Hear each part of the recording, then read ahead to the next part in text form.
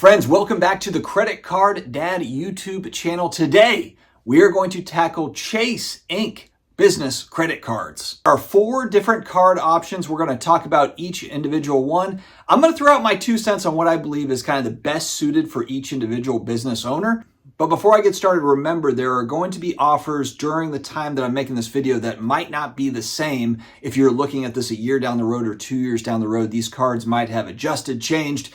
The terms might change, and that's really the big thing is whenever you apply for a credit card, you sign up for these things, understand and read the terms and conditions, know exactly what you're getting into. We have a thing, especially in the United States, with credit card debt.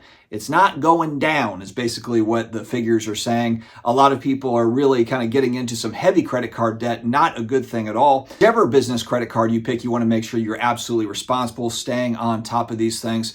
If they're used properly, business cards can add all sorts of value, get a lot of cash back, different rewards, and these types of things.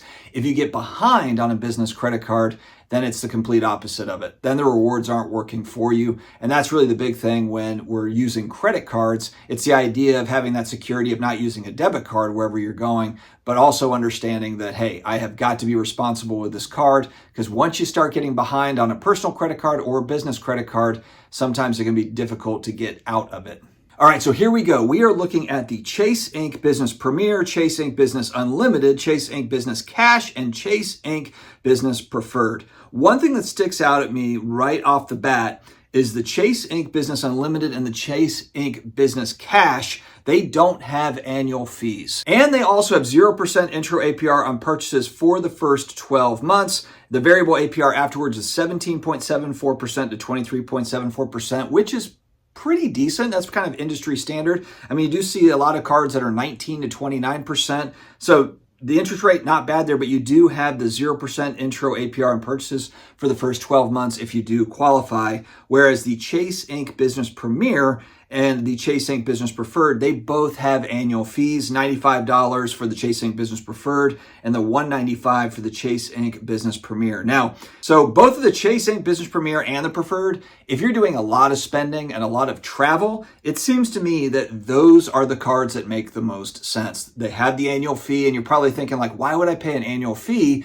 I don't want to pay an annual fee. The other cards don't make me pay that, but they do give you additional benefits. There's 3x points on shipping, travel, and a bunch of other different categories for Chase Inc. Business Preferred. Also for the Chase Inc. Business Preferred, you can earn 90,000 bonus points after you spend $8,000 on purchases in the first 3 months after the account opening.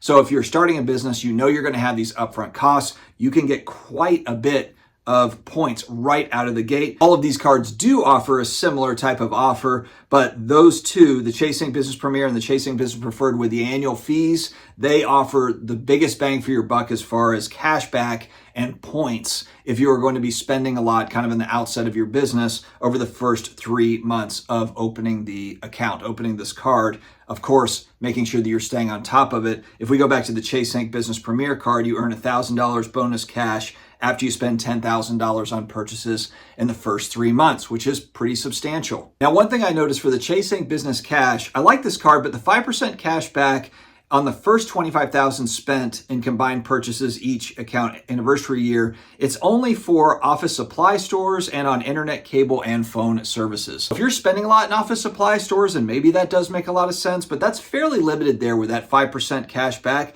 The other cash back for that card, 2% cash back for gas stations, restaurants, which is nice. And then you have unlimited 1% cash back on all other purchases. But again, I don't know how that differentiates between this card and other cards. We were talking about the Capital One business cards the other day. You really kind of have to pick and choose which one might make the most sense for you, but there's not a huge differentiator if you're only getting 2% cash back for gas stations, restaurants, unlimited 1% cash back. A lot of business cards offer this. So then it's going to kind of boil down to, which one of these cards makes the most sense, which offer do you think makes the most sense? Another thing to keep in mind is for the Chase Inc. Business Unlimited and the Chase Inc. Business Cash, if you are outside of the country, there is a 3% foreign transaction fee of each transaction in US dollars.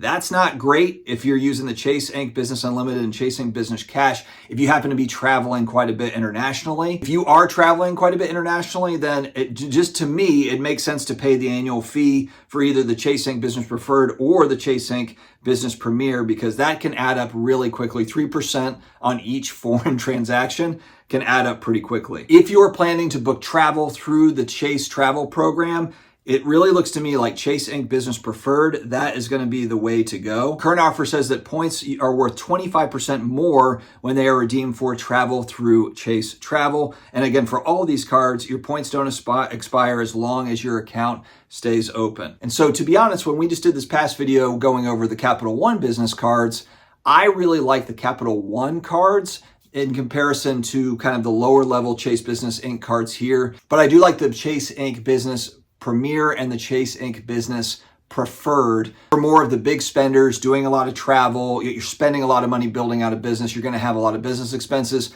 Those two cards offer a ton of benefits. My assumption is just similar to the Capital One cards and Amex cards, your credit score is going to matter a lot too. If you've got excellent credit, then I believe that the annual fee, if you're doing a lot of spending, is going to make sense, especially as we said, if you're traveling internationally as well. So certainly a lot to like about the Chase Inc. business cards. What do you guys think? Do you have one of these cards? Have you used it in action? Any pros, cons that you would like to share in the comments? I would like to hear. Friends, stay healthy, stay awesome, and I will talk to you again later.